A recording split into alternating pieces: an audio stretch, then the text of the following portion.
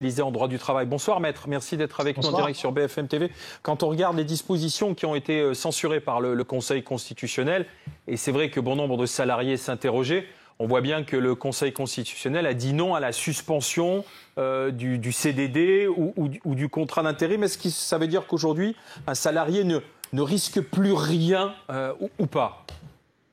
Alors non, le Conseil constitutionnel a censuré la possibilité de licencier les salariés qui sont en contrat à durée déterminée. C'est la seule chose qu'il est censurée concernant le droit du travail de cette loi.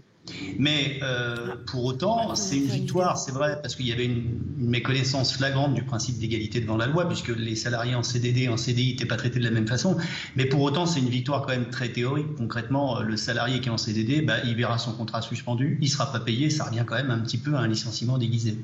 Mais donc aujourd'hui, il faut que chaque salarié ait en tête qu'à partir de lundi, avec son patron, s'il n'a pas le pass sanitaire, s'il n'est pas vacciné ou s'il n'a pas le test PCR négatif ou la sérologie, il est passible d'une suspension. On est d'accord ?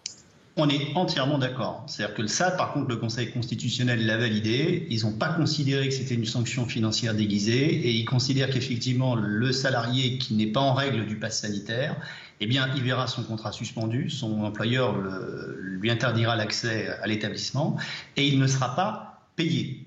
Alors, pour autant, la décision du Conseil constitutionnel, elle règle absolument pas un certain nombre de questions qui me paraissent fondamentales pour les salariés qui nous écoutent, et d'ailleurs les employeurs aussi.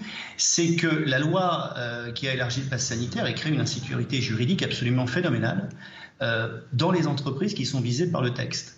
Parce qu'on ne sait toujours pas, et moi je suis un praticien du droit du travail, je ne peux pas vous dire si aujourd'hui les salariés qui verront leur contrat suspendu parce qu'ils ne présentent pas ce fameux sésame, ce fameux pass sanitaire, est-ce qu'ils sont licenciables ou pas ? Eh bien, je ne sais pas. Et au-delà de ça, je dirais que les rédacteurs de la loi ne le savent pas eux-mêmes, puisque vous avez observé que la ministre du Travail considère qu'il serait licenciable en vertu du droit commun, et l'un des rapporteurs de la commission mixte paritaire, qui s'appelle Philippe Bas, lui a dit exactement le contraire. Il a dit que l'esprit de la loi, c'était de ne pas licencier les salariés dont le contrat est suspendu pour non-respect du pass sanitaire. Donc en fait, il y a un flou juridique absolument total.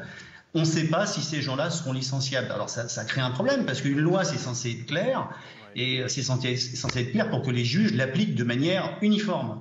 Et là, on va se retrouver avec des salariés qui seront peut-être licenciés, qui vont attaquer devant les conseils de prud'homme leur employeur. Et comme la loi n'est pas claire, certains conseils de prud'homme diront oui, le licenciement est valable, et puis d'autres conseils de prud'homme diront exactement le contraire. C'est un vrai problème quand même.